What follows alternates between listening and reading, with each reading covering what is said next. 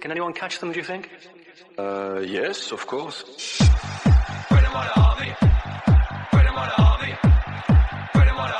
Yeah, unbelievable. We didn't expect that. As unbelievable as it sounds, this is another Arsenal podcast, that is the Away Gooners podcast. We bring news and reaction from Arsenal fans from all over the world. On the positives a little bit, I think we talked about the best goals, we talked about best game and everything. So who do you think is the most improved player in the team, Deepak? No doubt, Granit Xhaka. That's it. Okay, give me reasons for it. Give me reasons for it. He is the most important player You have to in drop the your Arsenal headphones team. now. Without him, like, we suck to the core. He is like the main, like, he's the first name. He should be the first name on the team sheet right now, given how he has improved and how we suffered when he was playing left back. We could clearly see that. But is it improvement, or this is what Xhaka is, right? Because he used to play the same way. He had a lot of mistakes in him, but he used to play the same way. Like he used to be. Yeah, he reduced his mistakes, if you see, except for the red card which he got, which was like stupid Xhaka, the usual Xhaka.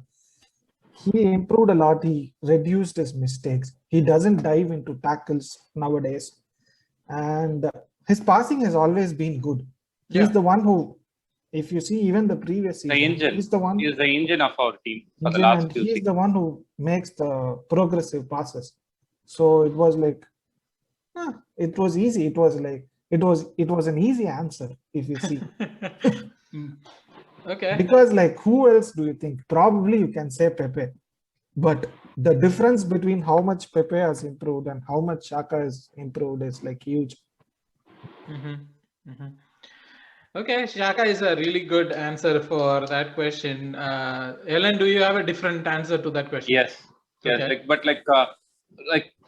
You asked, like, we are going to discuss something about this, right? Like, I was also of Xhaka's opinion only. But like, one thing which changed me was like, I compared his gameplay in Switzerland or like when we got him. These are the qualities like for which we got him, and like even during Emery's period, right? Like until Xhaka makes that captainship band throwing and all those things, right? Like until that, like Emery will have a good run with Xhaka. So because of that reason, I'm not including Xhaka as our most improved player, because I think he had it in him always. I felt it was ESR. The reason being, he hasn't played to this level before. And like he was always somebody who gets injured when he tries to do a lot more things. So that injury also didn't come for him. So for those reasons, like I'm saying ESR. ESR is an interesting thing, right? I mean, he's not just about improving as a player. He has improved as a team. And that is not even stat padding in. I mean, just from a visual point of view, I can see that when he plays, we kind of have a cohesion in us. The players, he kind of links to everyone. That is something that I see in ESR, which I don't see in a lot of other players, where he could connect with the forwards, he could connect with the midfielders, he could connect with the wingers, he could connect with the overlapping fullbacks. So that is something that is kind of unique. That is why I think if you consider like ESR on Odegaard on the same position, I think ESR edges out our Odegaard for me. And yes, definitely for me too. That is ESR has that like some kind of distinct turn of pace at the first 5 to 10 yards. He looks slow, but when you see how he beats the players, it is like really good to see. His acceleration is really good. It reminds me a lot of Nasri, the way in which he moves, the tight spaces and getting the ball back. Yeah, it's all a lot similar to Nasri. Yeah, I was thinking the same thing too. And as we were talking about the best goals or the team goals that we have scored, all those goals are either created or ESR played a very huge part in those goals. So that is where I think, yes, Ellen, what you said is true. I mean, he's one of our most improved players. Arun, do you have another answer to that? It's between Xhaka and Pepe, but like Deepak said, I would go for Xhaka because this is the Xhaka that, like Ellen said, this is the kind of gameplay that we wanted from him when we got him. And though it has taken him like 4 years of being at Arsenal to get to the level that we wanted him to, it has happened on a step-by-step basis, and it is like resulted in him improving so much, especially after like the armband throwing incident and all. I thought he was done at Arsenal. I'm pretty sure everybody at Arsenal who were Arsenal fans thought the same. Now the advantage is that we have a player who's probably playing at the best of his potential. The disadvantage is that the best of his potential might not be good enough for us at this point. So maybe that was what we needed in 2016, but then the game has evolved that his best is not good enough for us anymore. So most improved player Xhaka, but not good enough. Just to give one additional point to support these guys, because I was also of Xhaka's opinion only. Like, if you take that armband incident, right, he will not apologize to fans even after a lot of pressure or anything. Whereas after the Brighton game, right, he will say he made a mistake, and he genuinely said that, and he wanted to avoid that. And that could be seen him taking more responsibility. Yes, there's other angle also, where he has improved. And he will actually do well after that.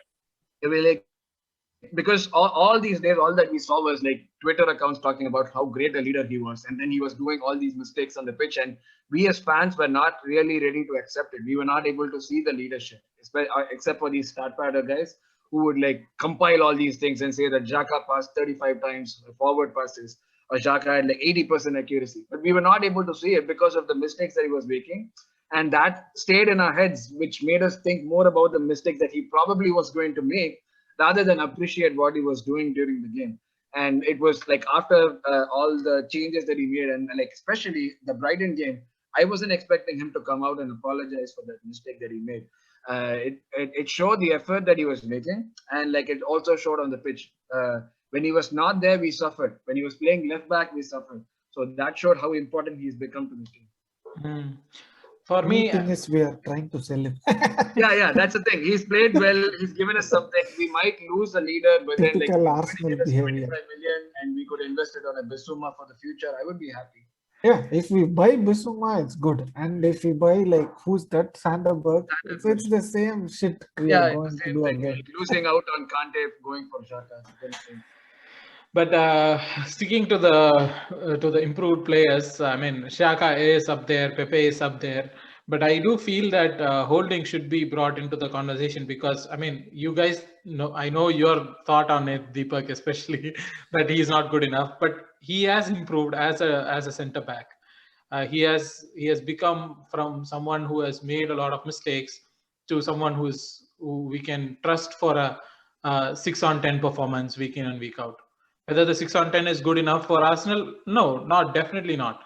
But he has improved from what he is to what he has become right now. I will not accept that. The reason is you saw Holding before the ACL. He was as we were saying, right? He was the number one player in the team. But that was that was a very small sample not a very size. small period. No, it was nearly 70% of the season. Yeah. It was not small sample size, and he was the best performer day in, day out. From that level, he was so good that you wouldn't believe. United fans who are my friends were telling me that Holding is a class act. United fans, and these guys are the ones who don't praise anyone apart from their own players, right? And these guys, my friends, were telling me that Holding was a class act. So, after the ACL, sorry to cut you off, and go on. No. I was saying the same. After the ACL, he hasn't come to that level. So maybe it looks like he has improved for you, but in reality, right? He hasn't even come to the level see, if you take the headers or those kind of things, right? You expect that from a Bolton defenders. Owen Coyle, when they brought in, right? They were playing that way day in, day out. So those are basic skill sets of him. So he has not shown any improvement there. Other areas, I haven't seen much improvement. But maybe again, I'm not sure how much ACL has impacted him. So not many players will be the same after an ACL. So that could be a reason. But for me, after seeing that kind of level from him, right? This is not I would say as an improvement. Interesting. What about Chambers then? What do you guys think about Chambers? Do you think he has made an improvement, or do you think it's just small sample size? Yeah, he played 6-7 games. That's it. Again, Holding and Chambers for me, yeah, they might have improved, but is that the level that we are? No, I'm not. No, I'm not telling that that's the Arsenal level, but I'm saying have they improved? No. Even if you take the improvement level, right? Like in a scale of 10, if you see how much they have improved, whereas like say Zaka or others, like the scale will be less.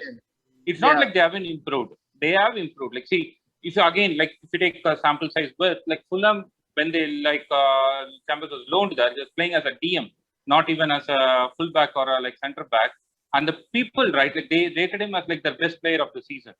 So if you compare again there, right, like him not even getting a starting place is not an improvement. If you compare again with those kind of things, but like if you see like whether he has improved on a personal level, he has improved, definitely holding too. But like whether that is on a scale of like say 10, like how much they have improved, if you compare other players, right, like they will fall very low. One more player that I want to throw into the ring is Willock. I know he has not played for us to see the improvement, but he has shown with his 8-goal streak or whatever.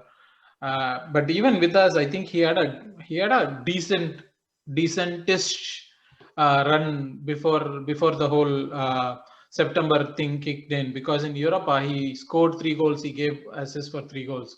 So he did have a decentish run in Europa. He did have a decentish run in the cup games.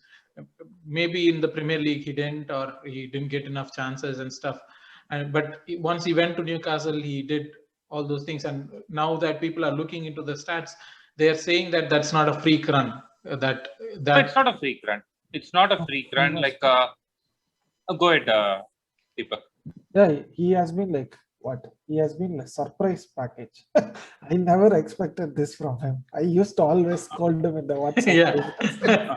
No, I'm like the only person I think might be happy, like because if you see even in one of our past pods, like when we are talking about people going, I have always said like Villa should be loaned out, and that to a Premier League club, not even a Champions League club, because the only issue I felt with him was his strength. Yeah. He lacked the strength or a physicality to compete here, but like so he needs that practice kind of thing, because he had like the basic all other skill sets good. Only thing he was lacking was like the physicality and maybe the Newcastle or the Europa League games, right? Where like he didn't have to do like much of this physical work. Like it was more like as a proper midfielder, and maybe that click, because Europa like the level is less. Here Newcastle, like see, people like ASM were not missed because of Bilal. And like Bilal, it was not even like he was starting every game. Many games he came as a substitute and he still scored a goal. And that is not something very easy to do when you're in a run. So definitely, right, like he has a thing, but whether he'll be able to replicate that is again a big question mark, because in Arsenal, right, he plays a completely different role. So that's where the problem lies. I mean, I understand that apprehension about Arsenal and Villa, but do you guys see that arriving late? I mean, he's young. He's a really young player, and we should be able to mold something out of him. If we are not able to mold something out of a kid who has shown this much promise, is there something wrong with Arsenal, or is there something wrong with the player? Right? I mean, are we only expecting ready-made solutions to us, or do we also look at like, okay, this is our future prospect. This is someone who is going to develop into something else. He is not something that we want right now, but he could be developed. Right? I have like one direct answer for you, that like I think like it's our setup that is making the mistake, because if you see the last 10-15 years, only during that Freddie Ljungberg's period where we had good academic players coming out or under 23 players playing well. Now, even if you see like once Freddie left, right, like last season we were close to relegation in under 23. See, when you are like at that level there, right, how will you get a player coming up, or how will you develop a player? Like when I talk about kids. I mean, yeah, same thing. I'm not talking about the academy per se. I'm talking about no. That is what I'm saying. No. I'm saying right from academy we have this problem. In academy, you are not going to get good players because of this. And even if you take any player for that example, how many players can we say, like say for example, Partey, Willian? See, there could be a lot of other reasons, but like if you see that, right, like or even Xhaka for that matter. When we like got him, like he was like at a different level within Arsenal, right? Maybe the playing setup or some reasons, maybe there is no ambition, like because of which the players are complacent. I'm not blaming the things alone. I'm thinking like on an overall culture perspective also, if you say somewhere, right, like all the players are not playing to that level. They are like at a level lesser than like what they used to play for their country or for their this thing. See, even take Torreira for example. In the World Cup, like he was like making Ronaldo not to do anything, and here he was like completely like a player not in that category. So we can see a lot of examples even in the main 11 or like this thing, players not playing to their level. Very few people we can say like we have gone to a bigger level. See, if you take Auba, he was at that level in the previous club also, and he was continuing that same level. It was not like he was going to the next level. So that is maybe like, again, you don't have much players to play that level. That could be a lot of reasons. But like I am not seeing anywhere, either in the academy or in the main team, like such an improvement happening.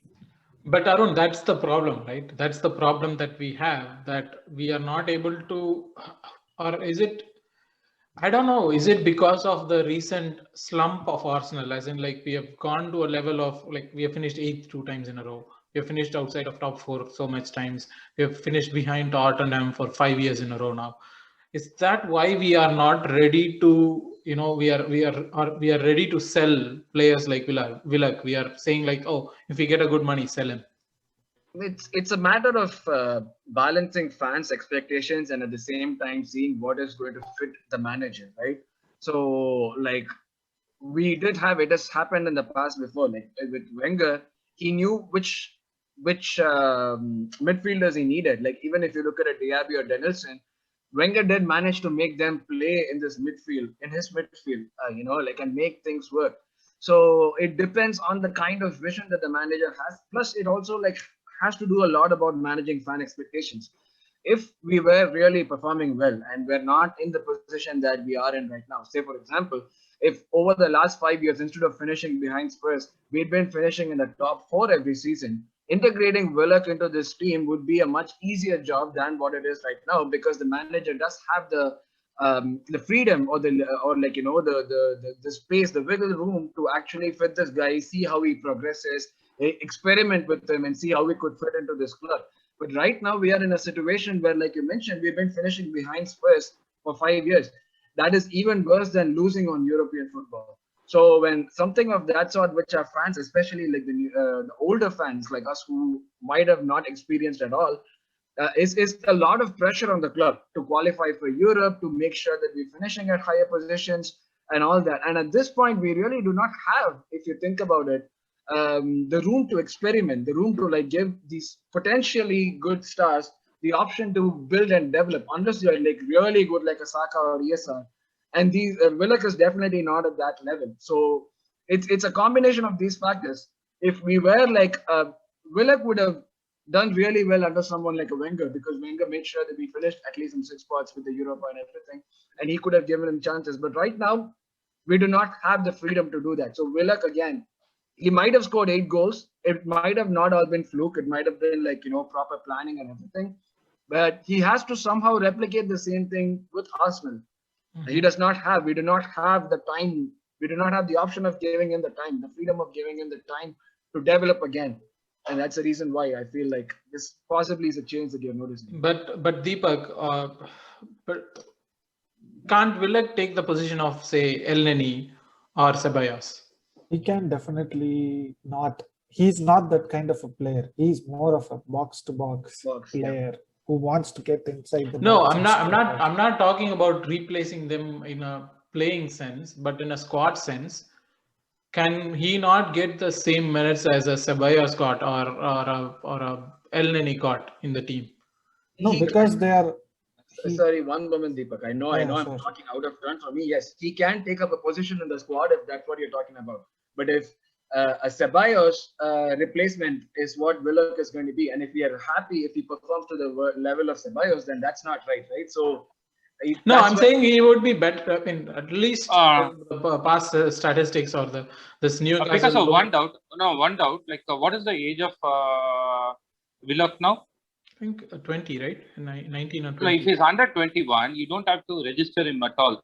So he doesn't have to take anybody's space. Because you can play him anytime if you want. Like, say, we are loaning him so that like he can improve. Not because like we don't have squad.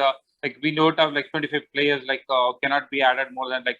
No, I'm not. You can play him anytime. I'm not talking about the squad depth or like the numbers count. I'm talking about the number of minutes that he gets or being in the team, right?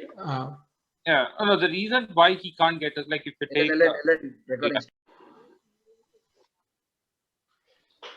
because just to add one point about like Willock replacing these people, right? Like say, even if you see few minutes before when we were discussing, I said Willock doesn't have the physical ability. And to play in that position, right? Like because like we need somebody in that position. Like if you're going to replace that player and give Willock the time, right? Like he cannot play in that position because we need somebody with physical ability there. But That's not why all like Willock games, right? cannot play here. Not all games. We could be playing like a team in the bottom of the table.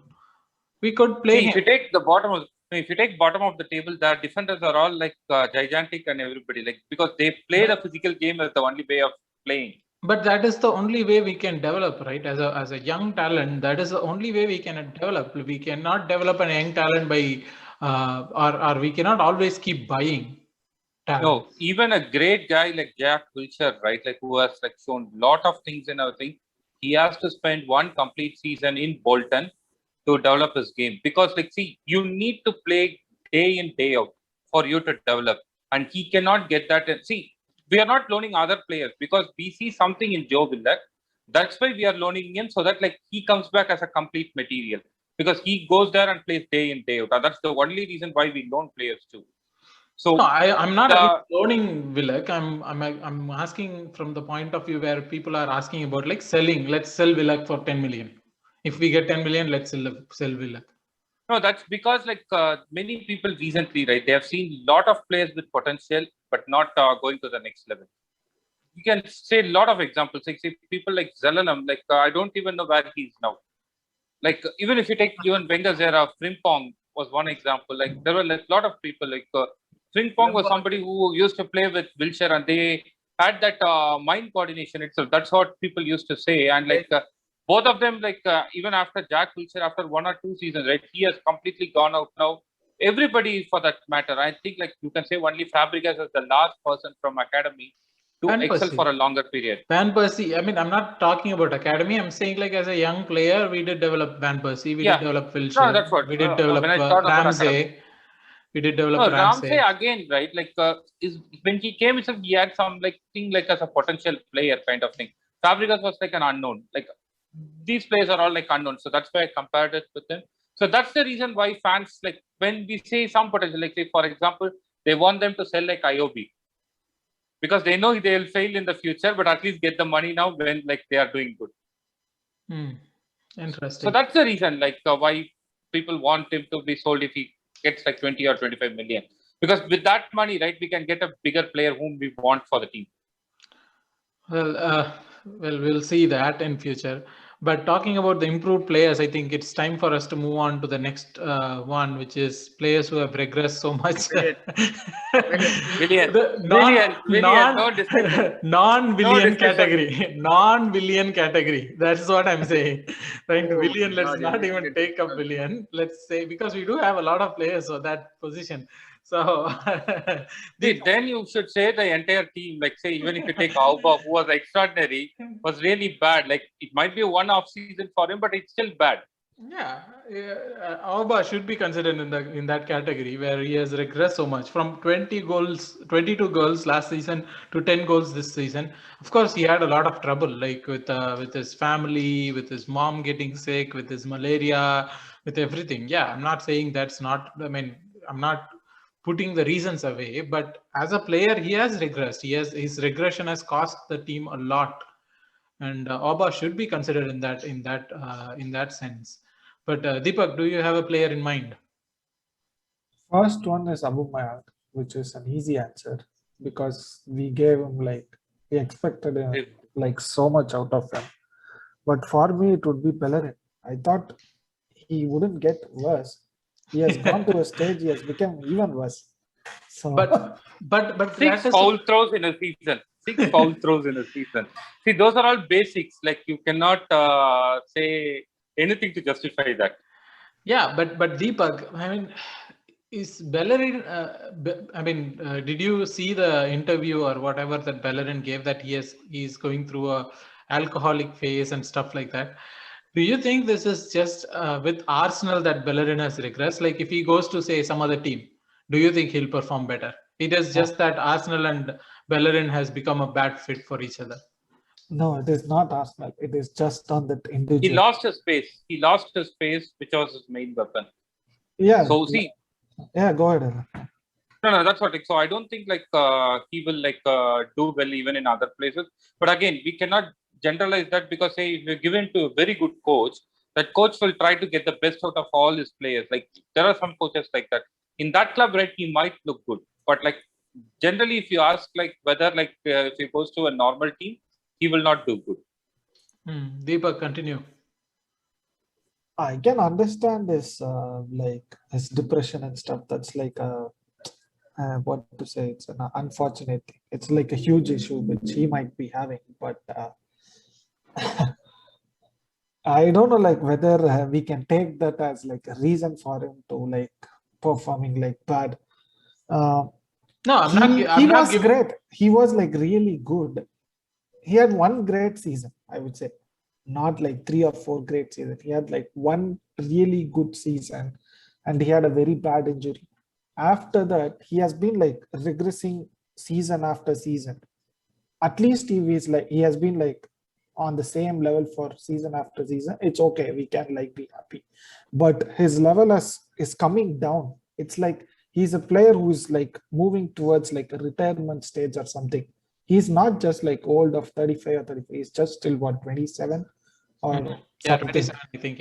Yeah. So he should be at a stage where his performance should be at the level at his peak.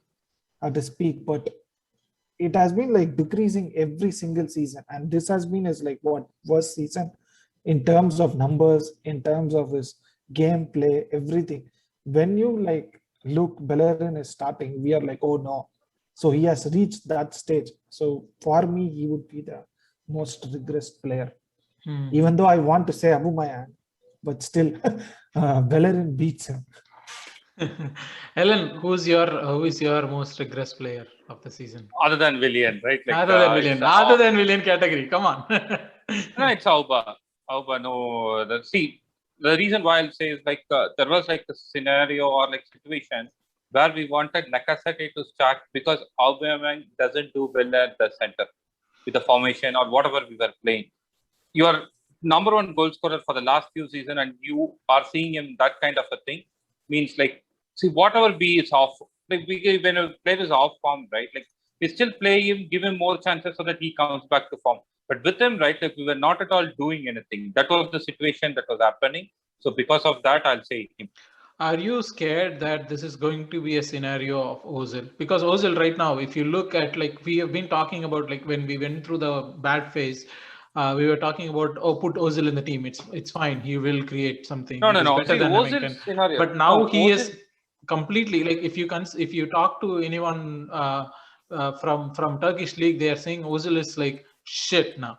Literally. No. Ozil is a different category altogether. The reason is, see, until Emery stopped him, right? Like even when Emery stopped him, it was like because of like his attitude, like he was stopping him, not because he was like not performing well or anything. It was like he was not ready to put that effort. See, Aubameyang is not that case. Like he's ready to put it, but like I don't think like.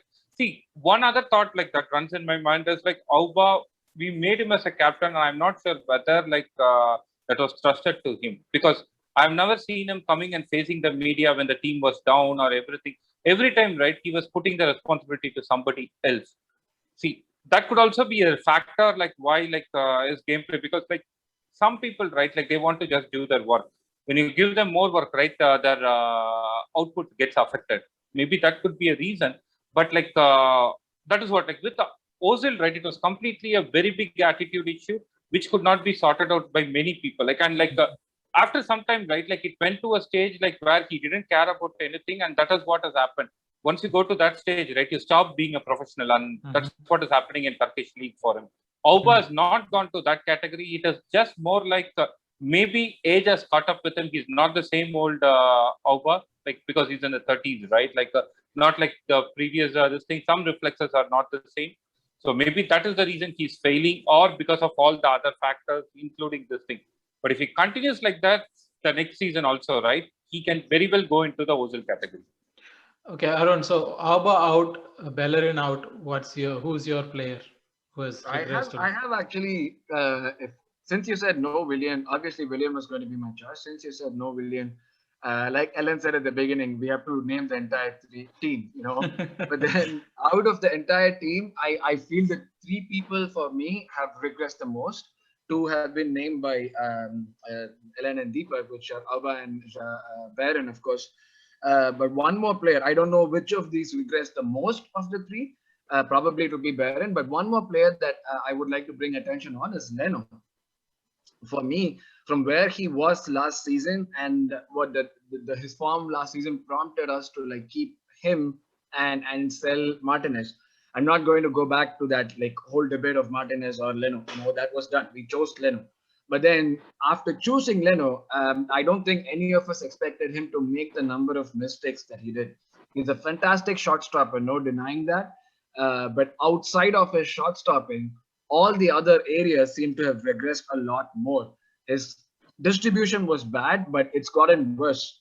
At least before, it would fall into the opposition player inside the pitch. Now, his long balls are not staying inside the pitch. It's always going out, you know. That's a major factor. His command, bad, it's not improved in any way. His communication has gone down. The Xhaka goal again, the one against Brighton. Everybody was to blame for that goal. You know, anyone could have done something better than. So if you're going to be saying that Xhaka has to blame for that goal, I think Leno has to take equal blame. So at that point, I think Leno for me is probably one of the most regressed players. I would put him maybe more than Aubameyang because Aubameyang had all those factors. Maybe on par with Baron because again, if you think about it, Leno did not have an injury. He did not have any breaks during the season, right? So he was someone who was a constant week in, week out. And we did not even have a good backup keeper for most of the season. So he was the one doing things which pretty much made no competition for him. Because he knew that even if he did make 10 mistakes in a game, Arteta's not going to play Renarsson. So for me, it kind of made him complacent. And after that point, it just seemed like the mistakes outside of his shot stopping were just going on increasing. So for me, Leno is a big thing. I wasn't expecting this from him. So the regression in terms of no external factors affecting performance for me is Leno. Interesting. Before you go in, is it just one player or can we say one more player? You can say one more player, of course. Go ahead. No, this might be like controversial for many, but I will say Partey also in this. I was going to bring Partey into the discussion. Partey, but then like he that was his first season of properly playing with us, right? So I didn't think that would be like. No, but like the reason why I wanted to include was also like say beginning he had injuries and everything, but like even if you see the last few games, right? There were games where he was like getting the ball, like winning it properly, but immediately losing it. The Partey's level is not that. Like, and we cannot say like at the end of the season that he's still not like knowing what the team is doing or like not properly involved with the team. Like, so that's why I want to bring Partey also in this mixture. Yeah, actually, and we can also add Gabriel. but to go back to Arun's point about Leno, I think a couple of factors might influence that, which is like he was the only keeper who was playing all the games. Maybe fatigue was a factor, and this is a season which had games every three days once, right? Like, and he has been the keeper for it. And if you consider like the last year or so, this is the first time we have had a gap in our season, even as fans, right? There was never a gap in the season. There was always a game. Like every 2 days, every 3 days, we had a game to talk about. We have a game to see. And that is a huge factor for a keeper, especially if he's playing week in and week out or day in and a day out. And that is one of the reasons why I think Leno suffered a little bit. And the other reason I think for me is also the instability at the back. We never had a stable back four. We never had a center-back pairing that stayed together for more than 2 games. It was constantly switching. And so the constant chopping and changing of the defense would have made it. I'm not giving reasons, but I think these would have contributed to what Leno was doing. But I also think the other side of the story is true, where he has come out and said that he is open for experiences elsewhere, like moves elsewhere. So I think he might be regretting his decision of being at Arsenal. He's not seeing thing. Just asking things like, say, we wanted to move from the back, right? Like pass it from the back to create all our things. Leno was not comfortable with that. Like, and pushing him to do that regularly, like, did it have an impact on his performance? I think so. Making him do things like which he is not comfortable at all. I think that is part of the reason why he is not comfortable with Arsenal. Right? Deepak, do you have a say in this? See, like a player should be like ready to improve himself in other areas which he is not good at. No, if I'm not saying willing to do that. Yeah, I'm not saying No. what he does is correct, but I'm saying that is also a factor that is pushing him out of the team. Improving is different, but like there are certain areas, right? Whatever we do, we cannot improve beyond certain level. See, this entire thing, right, was depending on him giving like long passes to a longer area, or like starting the attack completely from him, like which is like asking him to do completely learn a new thing altogether and excel in that in a very short time. Because there was a period where the entire attack was based on that. If David Luiz was injured, right, like there was nobody to pass it, and it will always be given to Leno to do that. Yeah, but it shouldn't, like, for me, it shouldn't affect your like what you are supposed to do.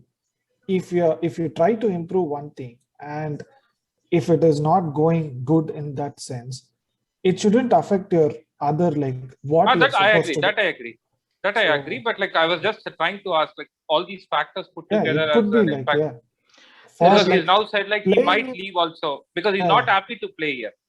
Yeah, playing week in, week out for a goalkeeper is not that not much fatigue. It's not a fatigue issue. It is not a fatigue issue. Not in other teams, but in Arsenal, it is a fatigue thing, right? Like, I mean, what can because every game we know that Arsenal can do something that will affect Arsenal. So that fear playing week in and week out. But players who are responsible for us being in that position in the first place, right? So I don't know. I mean, like, no, Leno has played in the past where we were continuously allowing others to give shots. He had to work more than many keepers, and there also, right, Martinez was not playing anywhere. Leno was playing everywhere. So fatigue cannot be an issue for a goalkeeper as much compared to the other players. Okay, so let me cut off the Leno discussion right there because we have been going at it a long time. So one more person that I want to quickly touch upon is Ceballos, because we were talking about, I mean, we in this part we were never impressed with Ceballos, but people were celebrating like we got a very good player when we signed him back, but he has regressed so much. He has literally very bad, but the good thing is we don't have to worry about him next season. We don't. I hope we don't have to. We never know. We never know. Yeah, I hope we don't have to worry about him next season, and that is what it is. But talking about Ceballos and all those things, like just a quick touch up on like expectations versus reality. What happened at the start of the season? What we were expecting to what we ended up. I think most of I think Arun and Ellen, both of you expected us to finish in top 4. Arun said top 5. Top 6. Top 6. Top 6. Arun not said Champions League for sure. So where do you... I don't know how I can atone for all those things. See, you have to understand. Like that was predicted when like we won the FA Cup under Arteta. We had a good like restart like after the COVID restart, right? We had a good run under Arteta, and even this season we started with 1 or 2 like good victories at that time. Like till West Ham, like we were good. So this was predicted at that time. Even then, like we were careful not to predict huge and like to predict at Europa level. Even that. Okay, let's go quickly into the player of the season contenders. I'll start with Ellen. Ellen, who's your player of season? Just in a couple. I think like I want to like say ESR because of him only the changes happened. But I'll still go with Saka because he played at different positions and he excelled everywhere. Great. Deepak, who's your player of season? Easy and Saka. Saka is everyone's. Arun, do you think Saka is our player of the season? Saka. That's unanimous actually. I mean, I thought of the same too. That Saka is our player of season, but very closely followed by ESR. Like Ellen said, he changed the way we we viewed our season after he came in. Yeah. Whether it is because of him or because of system change or something else. Click. No, I will say because of him only we escaped relegation. Because even you can say Odegaard came and did the same. Because of ESR success only, we understood we need a proper 10 and we got Odegaard in January. So again, for that, like ESR played a big role. For me, why Saka was even during that like horrible. those run. Saka was period, the better player. Saka was Better the player for the only entire time. Yeah. positive thing that was happening in Arsenal. He was the And only any guy who was position. also trying. No, any position, left back, like whatever position you play him, like on the right wing, left wing, everywhere, like he played well. Yeah, Cannot deny that. I mean, there is no question of asking anyone else being the player of the season there. Saka is the unanimous choice, but I would throw in ESR and Xhaka being very good Yeah, throughout we can the season. say 1, 2, 3. Yeah, 1, 2, Those 3 three, would be yeah. those three. But anyways, it's been a nice pod, guys. I thought we'll finish it up because we've been going at it for a very long time. Thank you so much for joining in. We'll probably do some more as this break period is there. So we will talk about like Arteta. We'll talk about other stuff soon. Transfers. Transfers would be there. So yeah, thank you so much for joining in. Talk to you guys soon. Yeah. Bye. Thanks, guys. Bye.